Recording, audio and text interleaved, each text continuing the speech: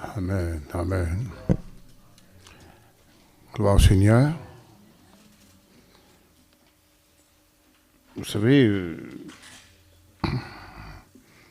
il y a aujourd'hui, on pourrait dire souvent des moments difficiles avec tout ce qui se passe. Quand on regarde la télévision, des informations sur Israël, et je pensais à cela, je disais, aujourd'hui c'est vrai, on fait beaucoup de réunions, et on parle pendant des jours de délivrance,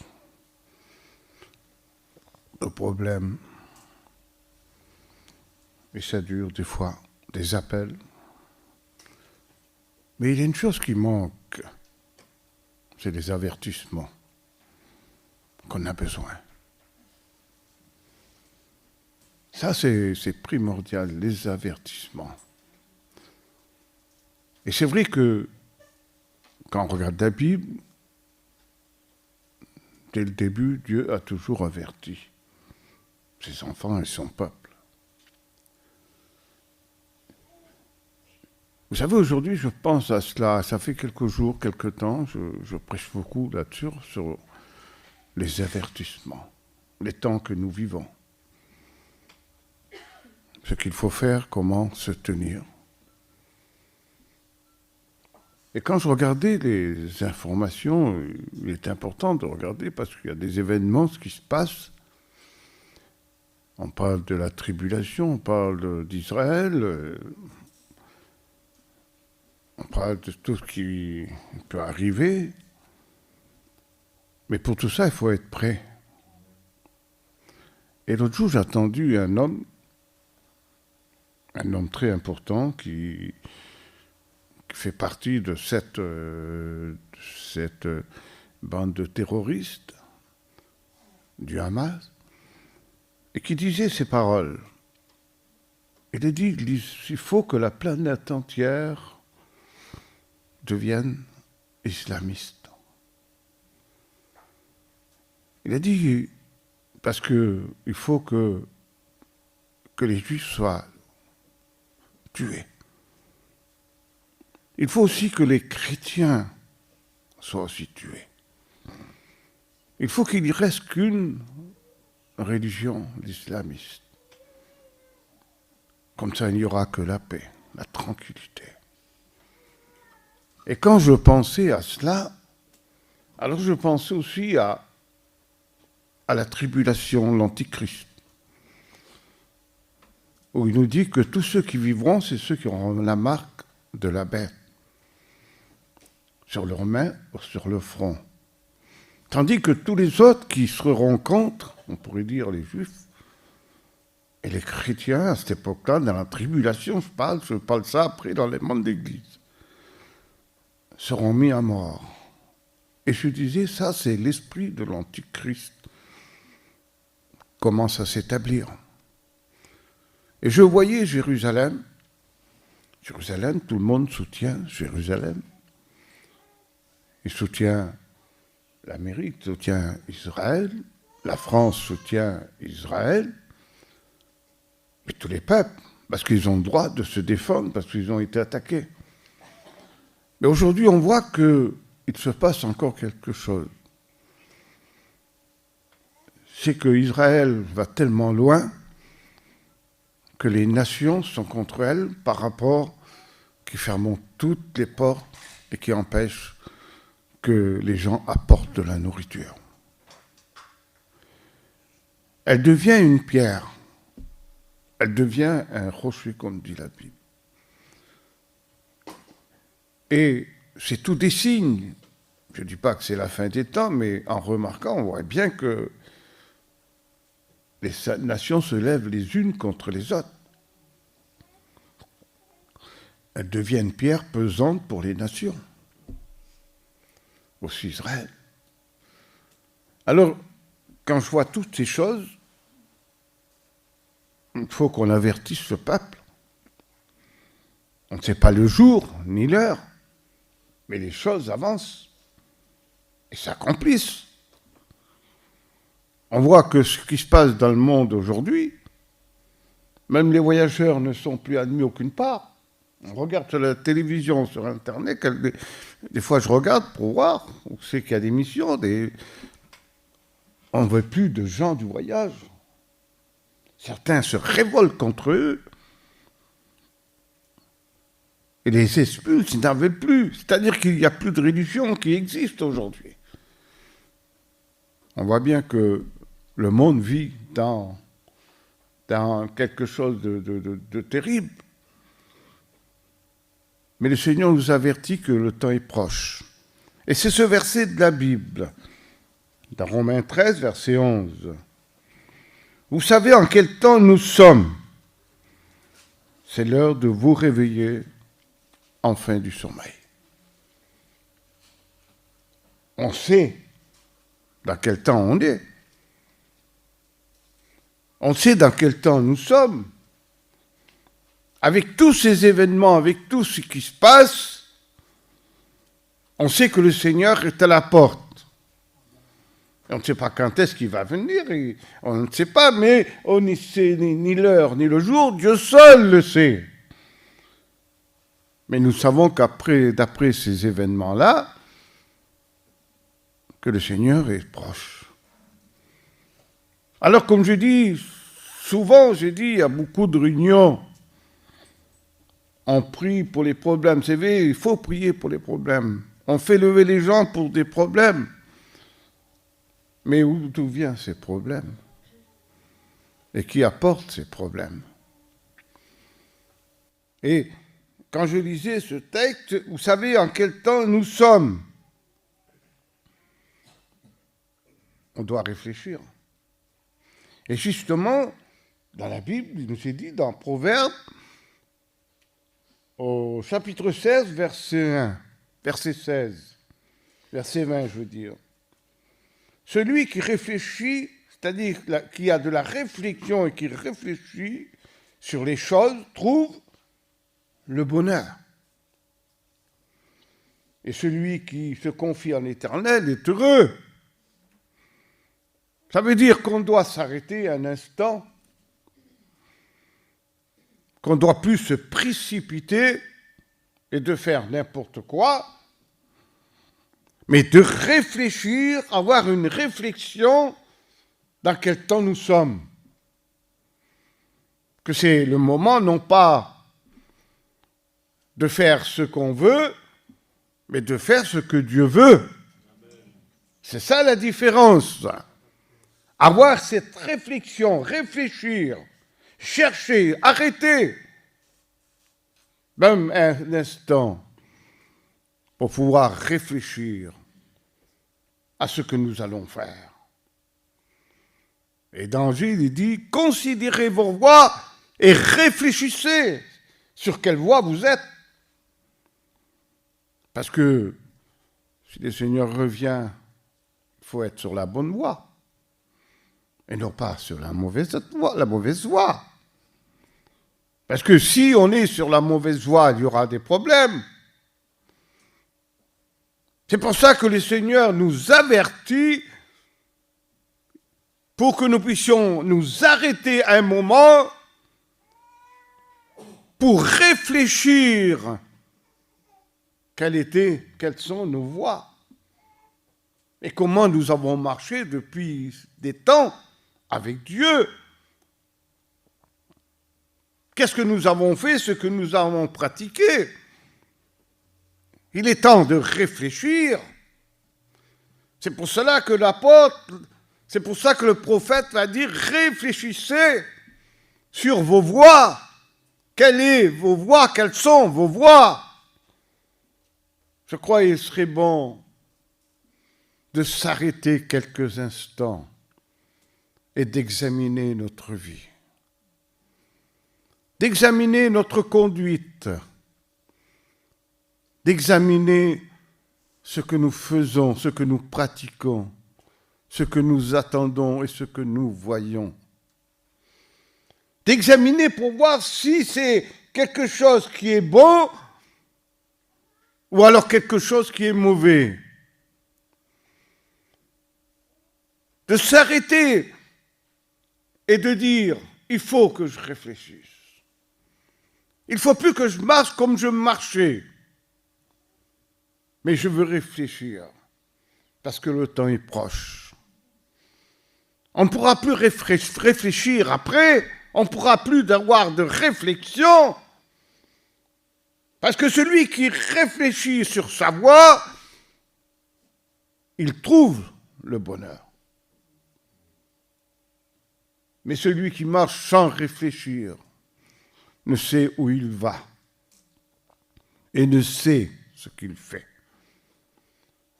Et justement, c'est Pierre qui va dire ces paroles, parce que la Bible nous dit que Dieu nous a établis, nous, serviteurs de Dieu, comme des sentinelles. Comme dit Habacuc, j'étais à mon poste et je veillais. Un pasteur, lui, il veille sur son troupeau. Un pasteur, il veille sur ses brebis. Et parce qu'il veille, c'est son devoir de veiller. C'est sa responsabilité aussi d'avertir. Et c'est aussi son combat contre l'ennemi qui approche.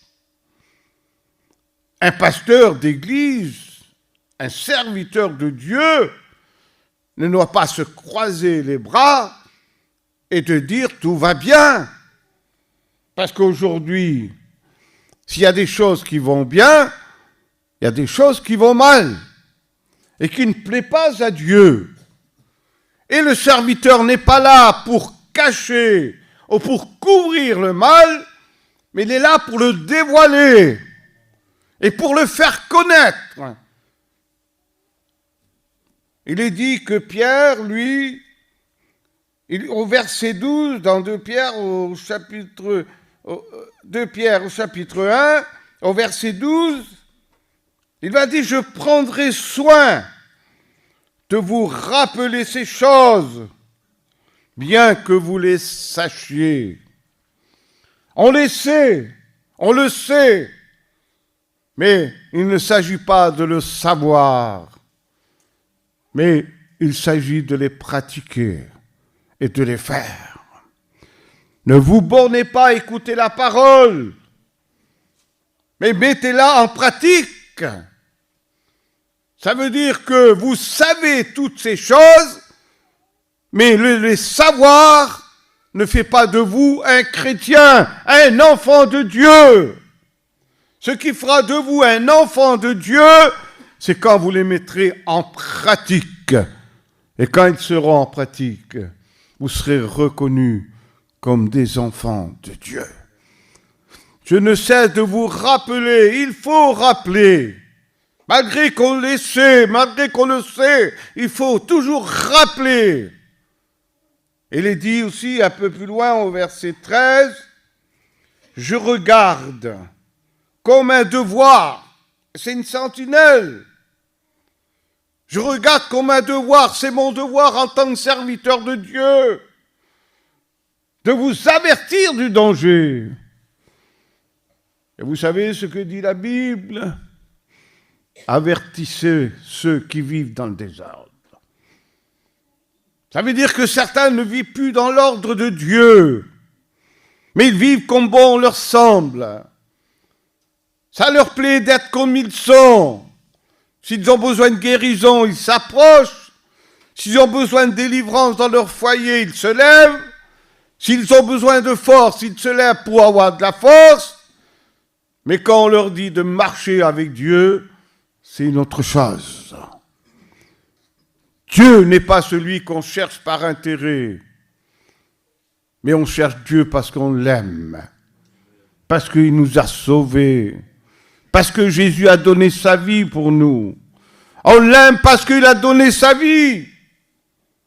Et si on le suit, c'est parce que nous savons qu'il nous a préparé une place et nous sommes avec lui pour l'éternité. Il est bon d'avertir le peuple, il est bon que le peuple soit averti des dangers qui se trouvent autour de nous.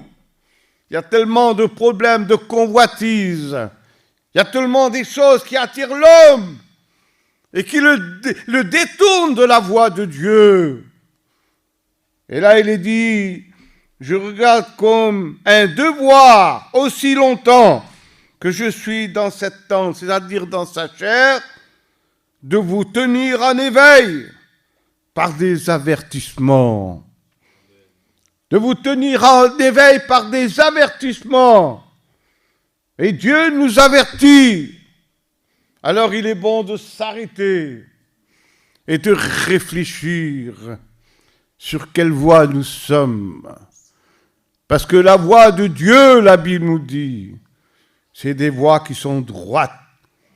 Et que la parole de Dieu est droite. Il n'y a pas de sortie de secours et de revenir après pour reprendre sa place. La parole de Dieu est droite, la route de Dieu, le chemin de Dieu est pur et saint. Et celui qui marche dans cette voie-là, il doit suivre celui qui est devant lui, c'est-à-dire Jésus. Alors ne faisons pas ce que bon nous semble. De croire que ce qu'on fait est intéressant. La chose la plus intéressante, c'est de vivre une vie chrétienne avec Jésus, avec Dieu, faire ce qu'il nous demande. Alors, de vous tenir en éveil par des avertissements. Vous savez, aujourd'hui, on est d'un siècle difficile. On est d'un siècle où les gens font un peu ce qu'ils veulent. Mais ceux qui veulent vivre avec Jésus, peut-être qu'ils seront remarqués. Mais il est bien d'être remarqué quand on fait la volonté de Dieu. C'est parce qu'on porte du fruit pour Dieu. Dans la Bible, le Seigneur a toujours averti les gens. Il a donné toujours des avertissements au peuple. Mais combien de fois le peuple n'a pas écouté la voix de Dieu? Regardez ce qu'il est dit dans la parole du Seigneur, dans Jérémie au chapitre 6, chapitre 11 et versets 6, 7 et 8. Car j'ai averti vos pères depuis le jour où je les ai fait monter du pays d'Égypte. Je les ai avertis tous les matins en disant « Écoutez ma voix ». Mais ils n'ont pas écouté, ils n'ont pas prêté l'oreille. Ils ont suivi chacun les penchants de leur mauvais cœur. Ils n'ont pas écouté. Ils n'ont pas écouté la voix de Dieu. Et pourtant, dans tous les temps, Dieu a voulu notre bonheur. Le Seigneur a voulu toujours que nous soyons des gens heureux. Mais l'homme a refusé de pouvoir être heureux. Il a préféré être heureux dans le monde qu'en Dieu. Et c'est vrai que Dieu avertit toujours. Peut-être que le pasteur ne voit pas ce qui se passe dans l'église. Mais n'oubliez pas que Dieu, lui, voit ce qui se passe. Si nous, on voit ce qui est devant nous, mais Dieu, lui, connaît les cœurs et les profondeurs du cœur. Et parce qu'il connaît les profondeurs du cœur, il peut nous désigner ce matin, à moi comme à vous, ce qui est bon et ce qui est mauvais, ce que je dois faire et ce que je ne dois pas faire. Parce que Dieu sait, Dieu connaît. Et j'ai bien de prendre l'exemple des églises de l'Apocalypse. Parce qu'on voit que Dieu, Jésus, l'a aussi averti. C'est cette église que pour l'homme, c'était des églises qui étaient parfaites. Que les chrétiens, c'était des bons chrétiens. Que cette église-là avait de l'amour. Cette église-là, elle paraissait extraordinaire. Et il y a une église où il est dit, tu passes pour être vivant, mais tu es mort. Ça veut dire que dans certaines églises, des gens passent pour être vivants, de dire je suis avec Dieu, mais leur vie intérieure est morte, c'est-à-dire leur vie spirituelle n'est plus avec Dieu. Tu passes pour être vivant, mais tu es mort. C'est vrai qu'on pourra passer toujours devant les hommes pour être des bons chrétiens, pour être des enfants de Dieu, des gens qui sont bien. Mais devant Dieu, c'est différent. Parce que si on peut passer devant les hommes, on ne passera pas devant Dieu. Parce que Dieu connaît les cœurs et juge les sentiments. Et il sait ce qu'il y a dans un cœur. Il y avait dans cette église, dans ces églises-là, des problèmes, des choses graves même, que le pasteur ne connaissait pas, que le pasteur, lui, ne voyait pas et ne connaissait pas. Parce que si le pasteur connaît qu'il ne fait rien, alors là, il y a un problème. On n'est pas là pour couvrir le mal et le péché, mais on est là pour le dévoiler, pour que les gens soient bien devant Dieu et puissent aussi aller au ciel. Si on veut aller au ciel, il faut faire ce que Dieu nous demande de faire, et non pas ce que nous voulons. Aujourd'hui, il y a tellement de liberté, on fait ce qu'on veut, et on va au ciel. On peut boire et on va au ciel. On peut mentir aujourd'hui, on va au ciel. On peut frauder, on va au ciel. On peut faire ce qu'on veut, on va au ciel. Mais avec la Bible, ce n'est pas la même chose. Le Seigneur nous demande d'être droit devant lui. Il a dit que tu sois un modèle pour les païens, même pour les fidèles dans l'Église, que tu sois un modèle en conduite, en foi, en amour, en pureté, en parole. Ça veut dire que le chrétien, comme le serviteur, doit être des modèles en conduite, en marche, en foi, en amour, en pureté. C'est ce que Dieu veut. Et on voit que dans ces églises-là, il y avait des gens qui vivaient plus selon la volonté de Dieu et qui vivaient de travers. Mais seulement, le Seigneur lui avertit parce qu'il connaît les cœurs. Et il pouvait désigner par les noms les personnes qui avaient dans l'église et qui ne marchaient plus selon la volonté de Dieu. Il va dire à l'église d'Éphèse, le pasteur là, il ne voit rien. Le pasteur ne sait rien. Mais moi, je sais ce qui se passe. Je t'avertis. Tu vas aller au ciel, mais moi, je t'avertis. Il ne te condamne pas. Mais il veut que tu changes. Il veut que tu réfléchisses sur ta situation. Il veut que tu t'arrêtes un instant et de dire, par le Saint-Esprit qui va agir dans ton cœur, qui va te convaincre que tu n'es plus sur la route et sur le chemin de Dieu, que tu vas réfléchir, tu vas dire non, je ne suis pas comme Dieu le veut. De t'arrêter un instant et de dire, je ne suis pas comme Dieu le veut. Alors je vais prendre, comme dit la Bible, dans Jean 22, 28, à tes résolutions répondra ton succès. Réfléchis, à ta résolution répondra le succès. Qu'est-ce que tu vas faire ce matin? Est-ce que tu vas prendre des résolutions, de réfléchir à ton état, de savoir qu'il y a des choses qui ne plaisent pas à Dieu et que Dieu ne veut pas? Est-ce que tu vas réfléchir ce matin? Est-ce que tu vas prendre des dispositions, des résolutions de dire non, j'arrête, je veux servir Dieu, je veux marcher dans les voies de Dieu, je veux rejeter tout ce qui n'est pas la gloire du Seigneur, je ne veux plus pratiquer ce que je pratique, je ne veux plus penser ce que je pense, mais je prends une résolution, alors je veux faire quelque chose. Parce que la résolution, quand on la prend, il y a une solution pour l'homme. Il y a une solution pour l'homme. Et justement, qu'elle va dire à cette église d'Éphèse? Ton pasteur ne connaît pas, il ne sait pas. Mais voici ce que l'Esprit dit aux églises, parce que c'est le Saint-Esprit qui sonde les cœurs. C'est le Saint-Esprit qui connaît ton cœur comme il connaît mon cœur. Je peux vous parler ce matin, mais vous ne savez pas ce qu'il y a dans mon cœur.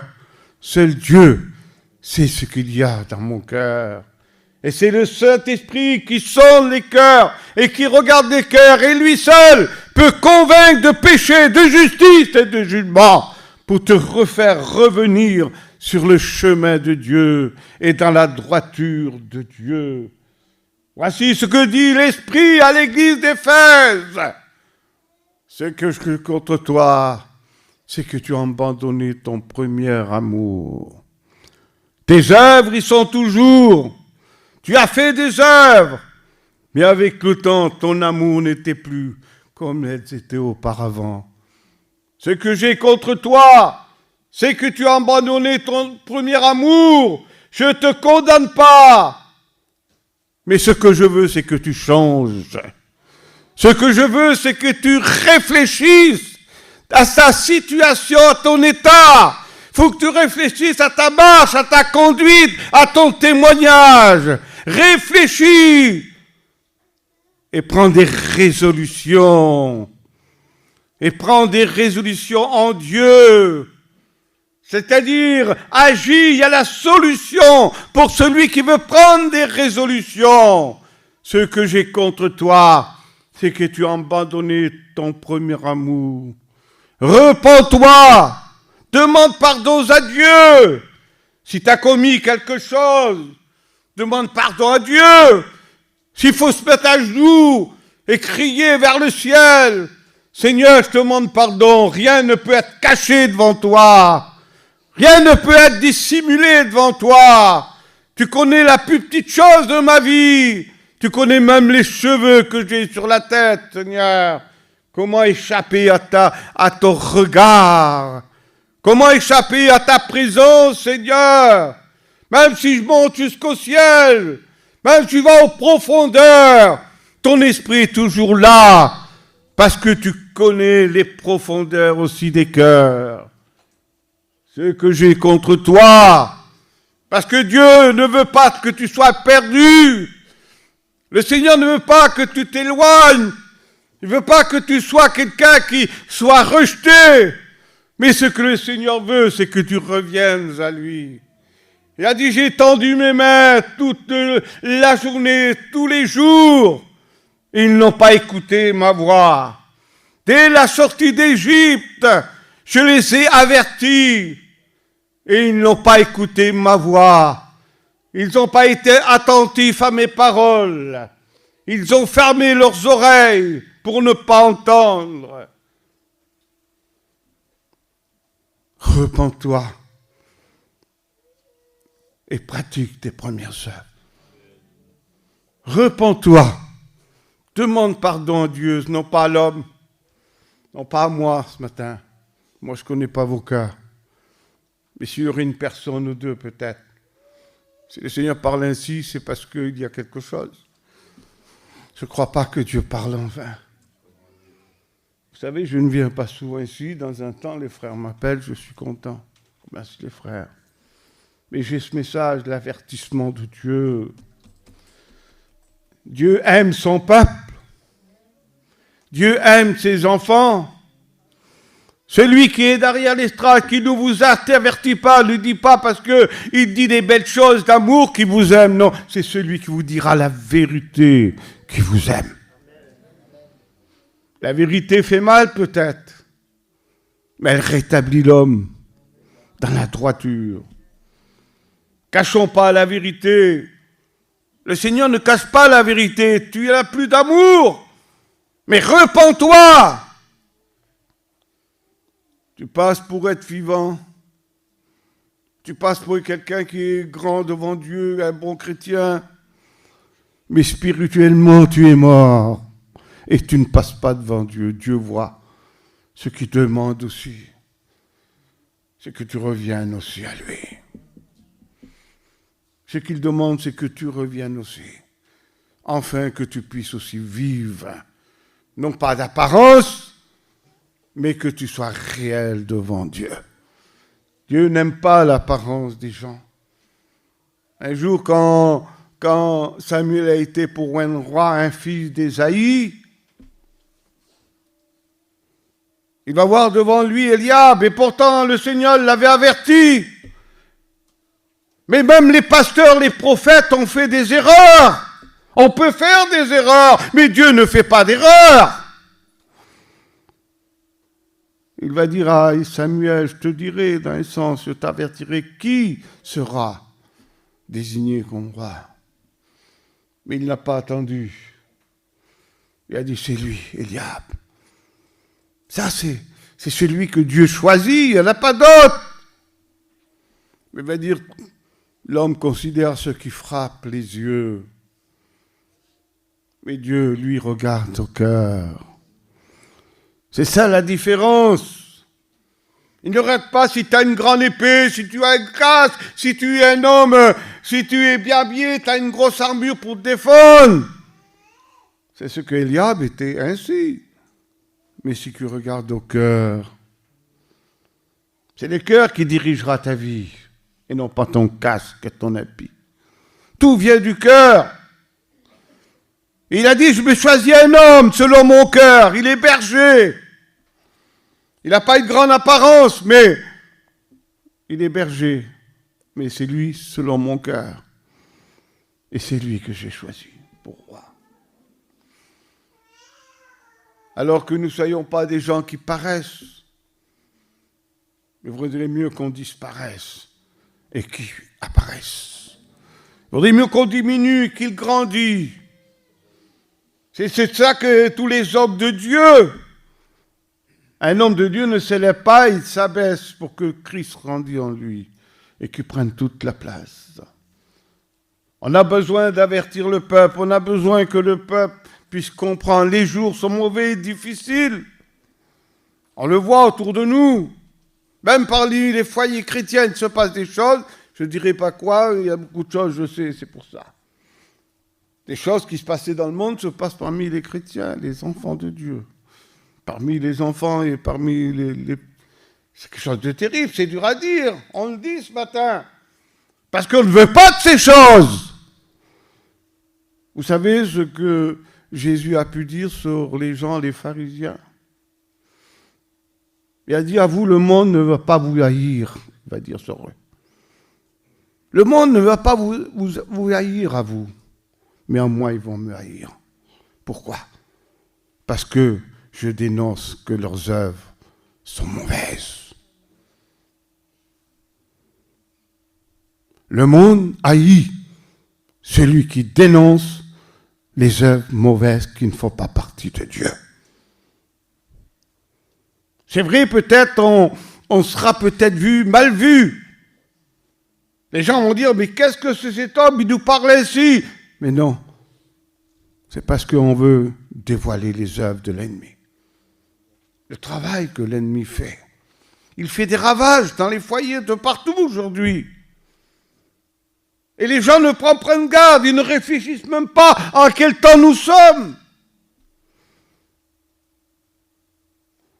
Il n'y a que le travail, l'argent.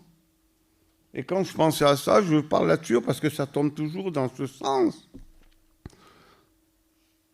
Jésus, quand il a dit ce qui se passera au temps de Noé, se passera de la même manière au jour du Fils de l'homme. Les gens, pour eux, c'était normal. Ils allaient vivre des centaines et des centaines d'années. Et pourtant, il y avait un avertissement. Et cet avertissement, il l'a donné. Il a trouvé qu'un homme avec une famille qui s'appelle Noé, qui est intègre, droit et juste. Tandis que les autres s'étaient pervertis dans leurs pensées. Ils pensaient qu'à manger, c'est que les gens pensent aujourd'hui. Ils pensaient qu'à boire, faire des festins, des mariages, faire des grands anniversaires, gagner de l'argent, construire, abattre et refaire. C'est l'esprit du monde aujourd'hui. C'est ce qui se passe dans le monde. Et parmi même les chrétiens, certains. Eh bien, dans cette époque-là, il y avait un homme qui était à part. C'était Noé. Noé n'était pas avec eux dans ce monde à faire ce qu'ils faisaient. Leur cœur était tourné constamment chaque jour vers le mal, vers le péché. Noé, lui, il était à part. Il construisait une arche pour se sauver, lui et sa famille. C'était son salut, sa sécurité. Sa vie dépendait de cette arche. Il avertissait, il était le prédicateur de la justice. La justice de Dieu, c'est d'abattre tout ce qui n'est pas sa gloire et de détruire tout ce qui n'est pas la gloire de Dieu. Il y avait dans ce temps-là le péché qui remplissait la terre et que la terre entière était sous la puissance du mal et du péché. Ils ont souillé la terre. La justice de Dieu, c'est de répondre au péché. Et là où il y a péché, il y a jugement et condamnation. Mais pour celui qui a fait la volonté de Dieu, comme Noé, qui a écouté, qui était attentif, intègre, droit, qui ne faisait pas comme les autres, eh bien, il a été sauvé. Mais les autres ont été détruits. Comme au temps de Sodome et Gomorrhe. Il y avait Lot à l'intérieur. Et j'aime bien dire ces mots parce que c'est important. C'était deux villes, Sodome et Gomorrhe, et toute la plaine du Jourdain. Il dit que cet homme juste, malgré qu'il était à cet endroit, entouré de pécheurs et de pervertis, et du péché, il dit que son âme était tourmentée à ce qu'il voyait et à ce qu'il attendait. Un chrétien aujourd'hui, par rapport à ce qu'il voit autour de lui, à ce qu'il y a autour de lui et ce qui se passe même dans certains foyers, on sent qu'il y a un poids, il y a quelque chose qui est là et qui est un poids et que on sait qu'il va se passer quelque chose tellement que c'est un poids qui est lourd. Tourmenté par ce qu'il voyait, par ce qu'il attendait, ce qu'on entend aujourd'hui, ce qu'on voit aujourd'hui. Un chrétien ne peut plus le supporter, il voudrait partir auprès du Seigneur. Il demande, Seigneur, viens, parce que sur la terre, il n'y a que le mal et le péché, et tout ce qu'on voit, tout ce qu'on entend. On a besoin de la délivrance, on a besoin de ce retour du Seigneur, parce que on le désire maintenant. Eh bien, Lot a été sorti, tandis que les autres, le péché a été aussi, il y a eu la justice et la condamnation, et Dieu est intervenu, et ces villes-là ont été détruites. Mais la Bible nous dit que Jésus va dire ces mots, quand l'iniquité sera accrue. Aujourd'hui, on voit que l'iniquité est à son comble, dans tous les domaines, aussi bien politique, aussi bien religieux, aussi bien le climat, tout est transformé, tout est mélangé, il y a du désordre de partout. Le péché bat à son comble, on le voit à la télévision, on le voit dans les rues. Il dit, quand l'iniquité sera accrue, l'amour du plus grand nombre se refroidira. L'iniquité veut absorber, l'iniquité veut attirer à lui les personnes, il veut les séparer de Dieu. Les choses de la vie, les tracas de la vie, les convoitises veulent nous séparer de Dieu. Veulent nous empêcher de servir Dieu, nous met un frein dans la volonté de faire ce que Dieu nous demande. Les choses de la vie sont là, et c'est le diable qui met des choses pour nous empêcher d'obéir à Dieu et de faire la volonté de Dieu.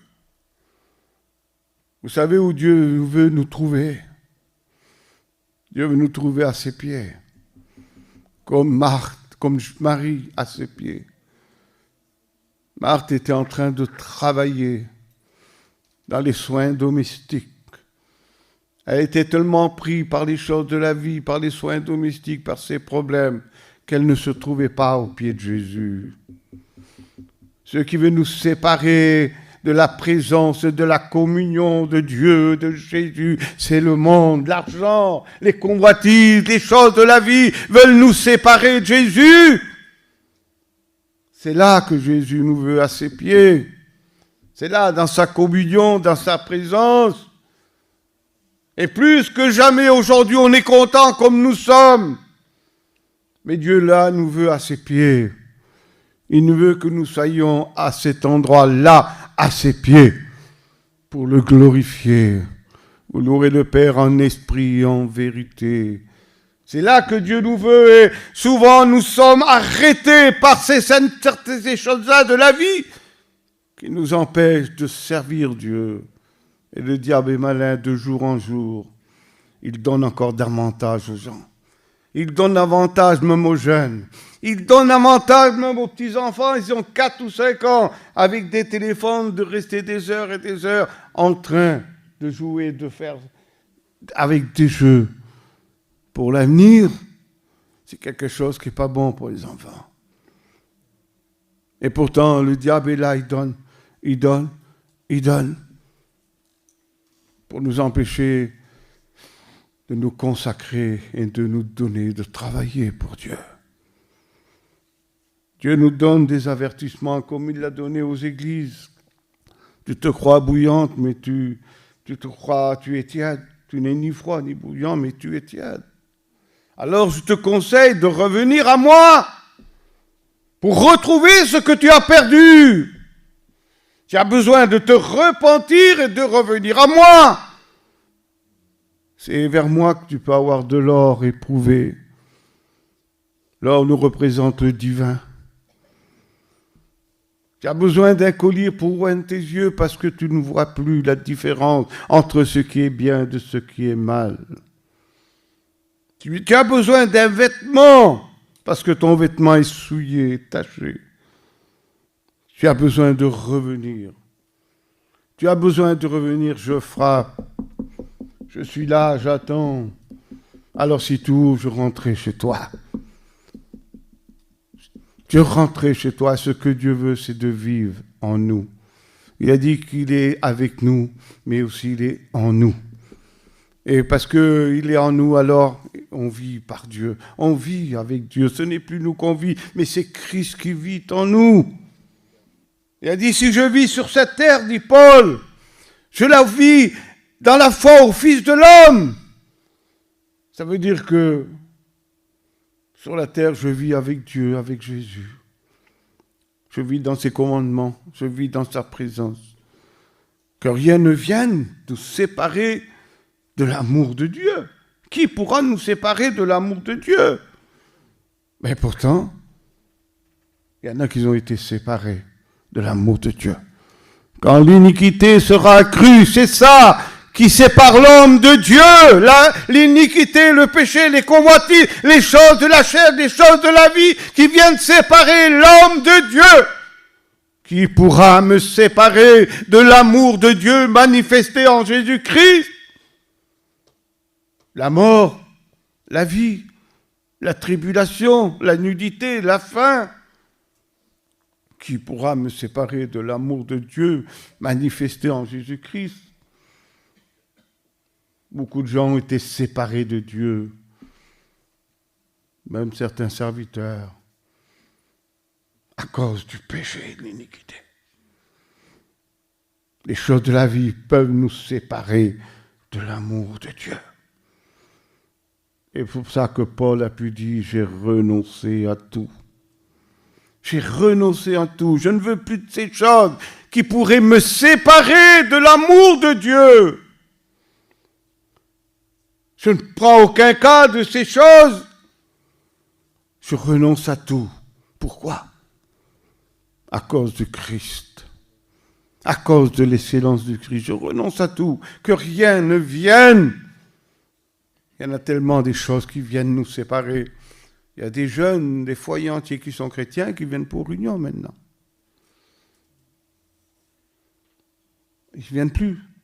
Il y en a plusieurs. C'est vrai que les salles, il y en a des gens qui viennent, mais ce que Dieu demande, ce n'est pas que la salle soit pleine. Mais il veut que ce soit des chrétiens, des enfants de Dieu, convertis, changés, transformés. Voilà ce que Dieu veut. Et s'il nous avertit, c'est parce qu'il t'aime, il m'aime. Il veut que nous changeons. Il veut que nous délaissons. Vous savez, un jour, j'ai mon gendre qui est là, je disais, la clé de la bénédiction et de la communion, de la consécration avec Dieu, la clé qui te fera rentrer dans la présence de Dieu. Comme Paul, c'est le renoncement. Tant qu'il n'y aura pas de renoncement. Même il a été loin. La Bible nous dit renoncer même à soi-même. Le renoncement nous fera vivre au pied de Jésus. Marie a renoncé à tout ce qu'il y avait dans sa cuisine et dans sa maison à cause de Jésus. Jésus a renoncé même à son origine. Il était hébreu, enfant d'Hébreu, de la tribu d'Israël. Il a dit, je regarde tout ça comme une perte à cause de Christ. Aujourd'hui, le Seigneur nous appelle et je crois qu'il est temps de réfléchir. Réfléchir, je ne veux pas rester trop longtemps. J'ai marqué cela sur un papier. Réfléchir veut dire arrêter sa pensée sur quelque chose. Il y a trop de pensées qui sont sur le monde. Trop de pensées, trop de pensées qui sont en dehors. Alors il faut s'arrêter. Où vont-ils m'amener ces pensées? Où vont-ils s'arrêter ces pensées? Arrêter ces pensées sur quelque chose pour examiner en détail et éviter. Là, chercher ce qui ne va pas. Parce que souvent, ce n'est pas par notre comportement, ça peut être en pensée. Et les pensées, souvent, ne sont pas bonnes. On peut être orgueilleux en pensée, et même ce n'est pas bien habillé. Ça veut dire que la pensée, la seule qui connaît la pensée, c'est Dieu. Seul le Dieu connaît les cœurs. Dieu seul connaît les décisions. Dieu seul connaît notre marche. Et je terminerai par ce passage où il est dit, un jour Jésus est venu à Jérusalem, c'était pendant la fête de Pâques. Alors quand il était à cet endroit, les gens témoignaient autour d'eux. Mais il est dit que Jésus ne regardait pas. Parce que les gens étaient là et ils voyaient les miracles que Jésus faisait. Mais Jésus lui dit qu'il ne se fiait pas à eux. Malgré les miracles. Malgré tout ce qui se passait, que Jésus ne se fiait pas à eux, parce qu'il dit qu'il connaissait ce qu'il y avait dans l'homme. Il connaissait ce qu'il y avait dans l'homme. On ne pouvait pas lui rendre témoignage de l'homme. Il savait. Et malgré que tous ces témoignages, malgré tout ce qui se passait, on peut faire tout. On peut aller au séminaire, on peut aller en Israël, on peut aller n'importe où. On peut faire des grandes missions, on peut aller en mission pendant 2-3 mois, l'été. Mais ce que Dieu connaît, c'est les cœurs. Il sait. Il connaît. Et il ne regarde pas ce que l'homme fait, mais ce qu'il est. Et ce qui est important. Et on ne suit pas Dieu parce qu'il donne, mais parce qu'il est Dieu. Et si Dieu nous avertit, c'est parce qu'il nous aime. Et vous savez pourquoi il nous aime? Il veut faire tout pour nous sauver. C'est parce qu'il a donné ce qu'il avait de plus cher. Il veut que personne périsse. Il a donné son Fils unique pour nous. Il ne veut pas que les hommes soient perdus, mais qu'ils soient sauvés. Il fera tout jusqu'au dernier moment, jusqu'à l'enlèvement de l'Église. Avant qu'elle soit enlevée, il fera tout pour que l'homme revienne à lui. Revenez à moi de tout votre cœur. Non pas seulement des mots, mais avec un cœur vrai et sincère. Revenez devant le trône de la grâce et Dieu vous donnera ce que vous avez besoin. Revenez à Dieu et Dieu reviendra à vous. Si tu fais le premier pas, alors Dieu fera le reste. Réfléchis ce matin. Prends des résolutions ce matin. Regarde ta marche. Regarde sur quelle voie tu es. Si tu es sur une mauvaise voie qui n'est pas bonne, et tu sais, alors prends une résolution. La résolution, c'est la solution pour ta vie. On va baisser les yeux.